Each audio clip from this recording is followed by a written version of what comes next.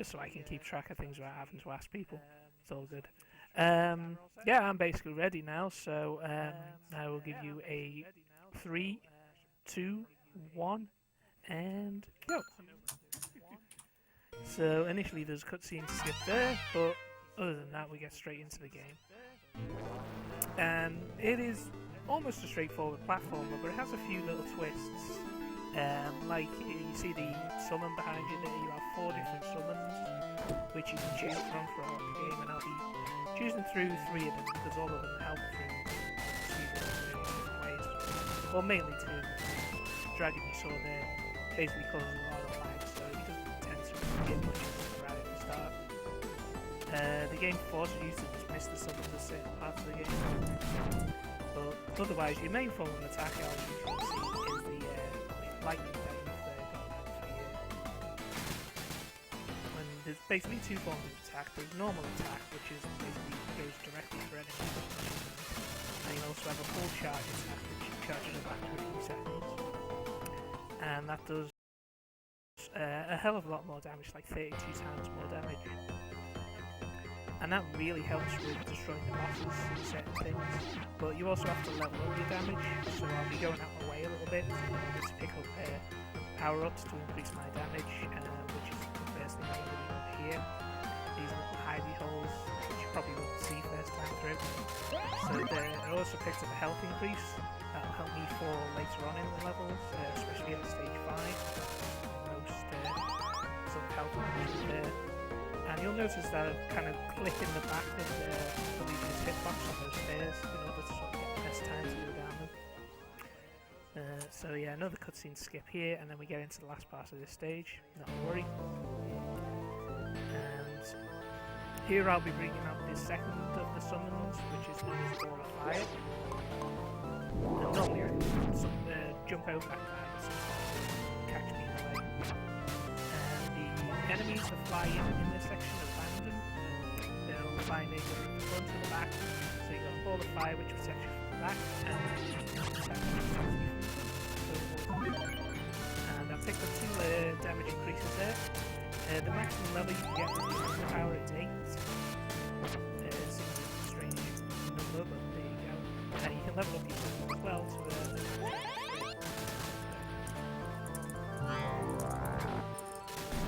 in most cases, that sort of increases their damage as well as their health. Ball of Fire, which is fixed to the damage per frame, but it takes more damage because it uses to attack. So this is the first boss, and he's very simple. I use the Ball of Fire to kill one of them, and then the full charge attack to kill the other. Manipulating that guy to attack upwards basically comes from the jump that I do at the start in order to beat the first one. So that's all very well, and that didn't go too badly at all.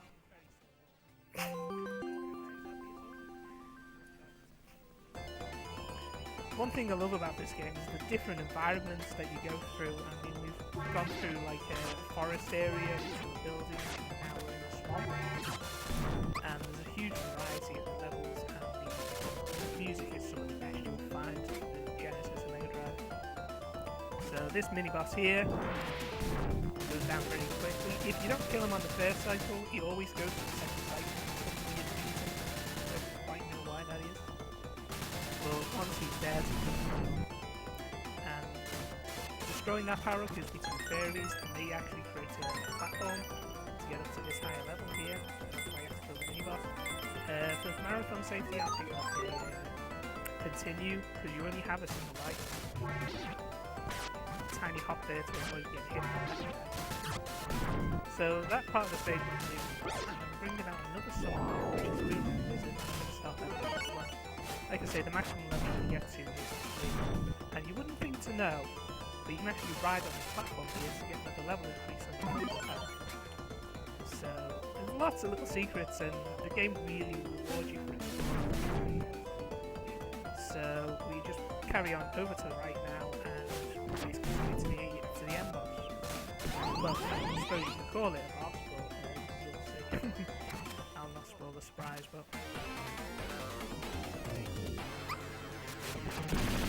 So yeah, technically that's a boss. You have to get slightly within its hitbox, which is why it will get instant damage. The good thing about this is you can take quite a few hits. You can see the hitbox there. Each represents 4 hits of most attack, but a couple that do twice as much, which you'll see later on. But most attacks are very sort of safe, and enemies do double damage with hard balls.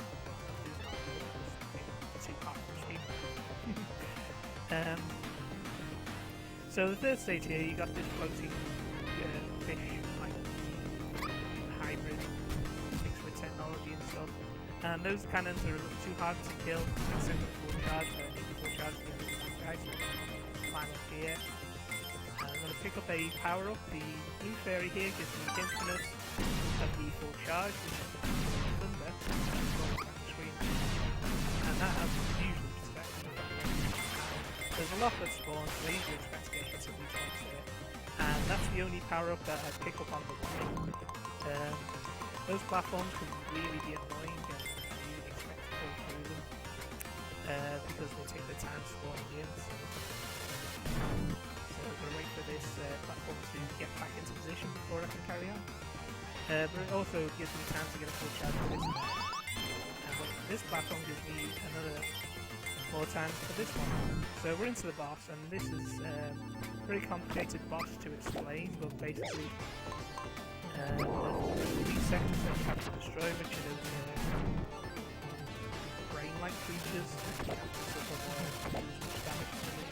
So there's the two, and the third one appears over here. But I'm not going to get a full charge in time, so we'll wait for it to cycle before killing it. Get rid of the summon because the game forces it on you otherwise, and it actually goes down the slower way in order to get to the no summon selected, which is rather annoying. Stage 4 is the shortest stage, and that's because you can basically hop directly to the boss and then to the exit. You have a little bit of a climb, and this time I jumped there, got hit, it's not good. So I've got enough levels up on my thunder power that I can actually kill the boss again in a single full charge attack, so that's what I'm do. But you have to time it really carefully because he charges right into you at the start of the fight here. And that was basically as bad as death. Yeah. What happens there? Excuse me. Getting over a cold, so don't let me.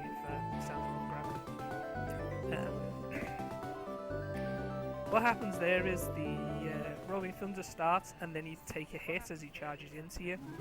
While you've been hit, he actually closes his mouth, and you can only damage him when his mouth's open. So by the time the invincibility ends from being hit, and you're able to attack again, his mouth starts opening again. So you actually save time by getting hit there, which is very cool.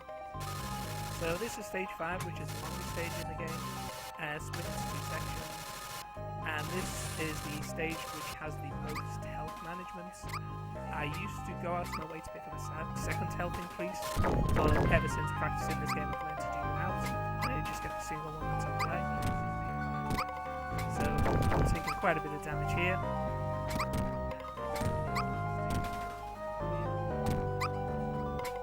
can see my health is really low. I've had to take all those hits, but I can only, like I say, kill the enemies once with a full charge without losing time. So I have to go over here to get the fairy platform, and then head over to the right so I can continue with the stage. And these little mole creatures can be annoying. They'll jump at you and throw those Toblerone triangles or something, whatever they are. So we ride up on the platform here, we got some health just below, and carry on with the rest of the section. This part is where your health management really starts becoming a test, because you have flame jets to worry about. Flame jets, the things that do twice as much damage as normal. You probably have a hard time seeing because of the trickle that it goes through. But yeah, I try and avoid as much damage as I can from those, and I actually take hits from the green enemies here in order to avoid taking damage from the flame jets. So we'll still take a bit of damage, but I'll take less than that. I ducked there to actually avoid the destroying the potion for later. Pick up another one here. There's another fairy platform to activate. And I deliberately wait there in order to give me the best path to the flame jets, so they don't catch me like that. So I took a hit from the giant mold guy, and that's not nearly as much damage, and potion here. Oh, but never mind, I still have enough health for the boss, so I'm not really worried about that. There's 2 potions there. But you can go on the inside of this platform, so you can bring out the boomerang lizard. Because he's at level 2, he throws 2 boomerangs. And the boss for this one has a lot of health, and his hitbox is in the middle of the air, so you have to be sort of very careful when you attack him from.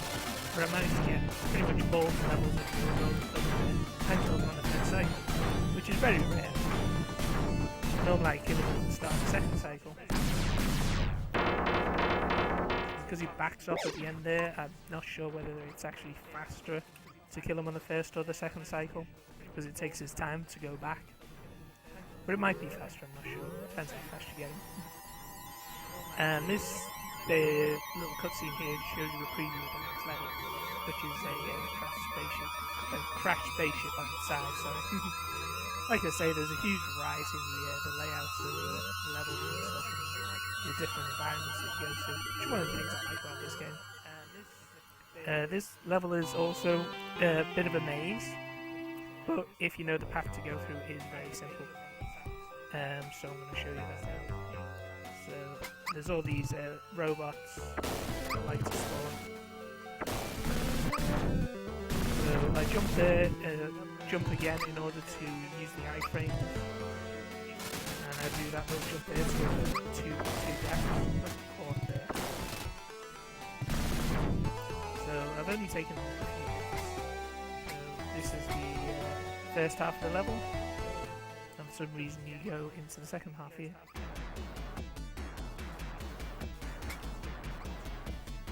So I get this drop right, and it's in. Jump from one gap into another. I like that jump. It looks very good. And we're basically straight to the boss now. Took a hit off the first enemy there, so the second one.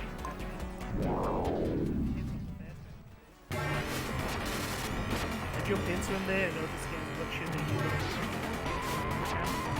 Takes 2 golden seconds to hit the body.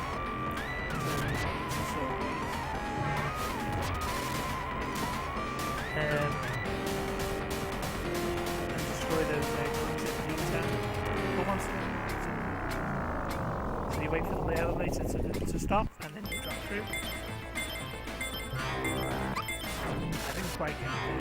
Normally I can time it so the rolling pin actually kills him before he kills him. But that's alright. 2 cycles is the best you can do. So there's a cutscene skip there, and then we're on to the last 2 levels. This stage can be a bit of a pain. Mostly not the level itself, but the boss can be really tedious. You can do them in 3 cycles, but usually I get 4 or even 5, depending on how his path cooperates. So those green slime things, they have a very strange hitbox. Sometimes you can walk through them entirely, other times they sort of catch you. And if I got hit at the right time there, I would have actually managed to destroy both of those at the same time. So we'll go down there to pick up the maximum power. So wait here for a second, so it comes right. So I've got maximum level on my boomerang lizard as well, and now I'm the boss. So short level, but the boss itself is very brutal. If he hangs in the air, it is hard to hit him sometimes, and because my health is very low, I need to be very careful to hit him. So I've taken a few hits there, but that's so I can get some extra damage after the running thunder. So my health is very low. That's fine. Which is why I'm glad I picked up that continue. Let's hope I can retain a few more hit points for the boss. He's tricky, but he's not hard. You just have to know what you're doing with him. So you see a walk through there, and it actually hits me there. So some of the game buffers in this game are very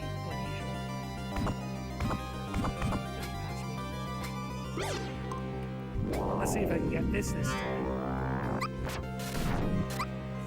Almost.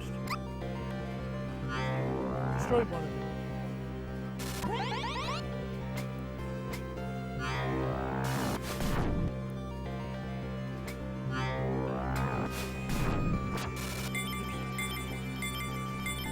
Managed to time that fight. So I've got a few more hit points to play with now. It's a very risky strat. If you want to play it a bit more carefully, you can just play those shots you find afterwards. I like to try and finish off as quickly as I can. A bit more balls to the wall. But pretty cycle is effective. And you have to shoot down the stairs here in order to get to the next section. Dismiss the stomach because it actually generates lag for this last section here.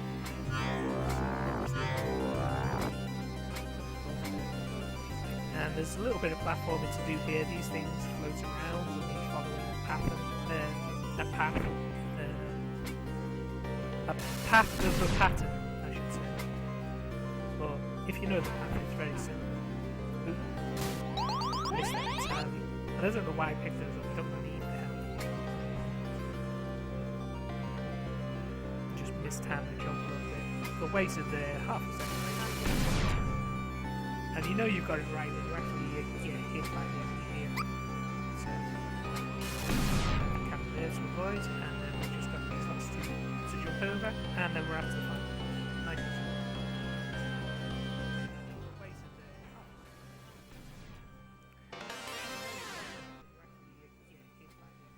I can always turn the volume up, that's what you prefer. So, final boss, or final two bosses now. This guy always follows a set pattern, and if you know where he goes, you will follow it every time, so it becomes quite simple.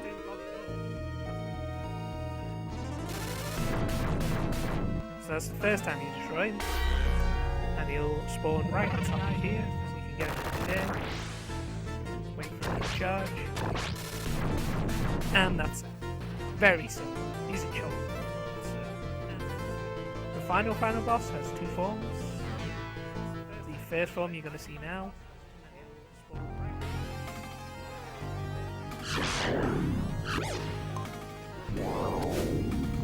Boomerang lizards and all this help here.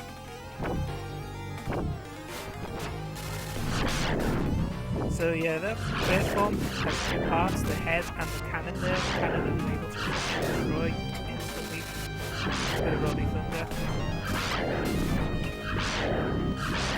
The head is a little out of the way, so I can just use regular attacks and whatever it does.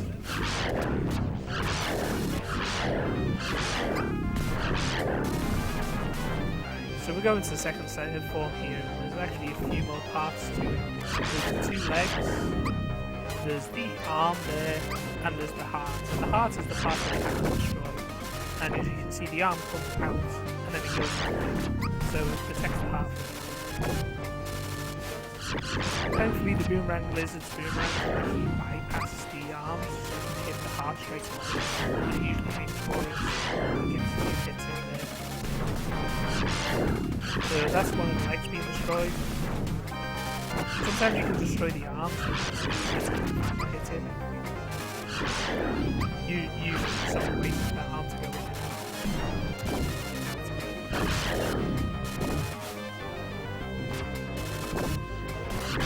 If you time that jump right, you can avoid getting hit by the time.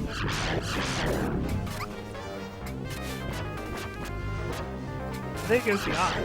Well, you should be near it. Anyway. And then, nice.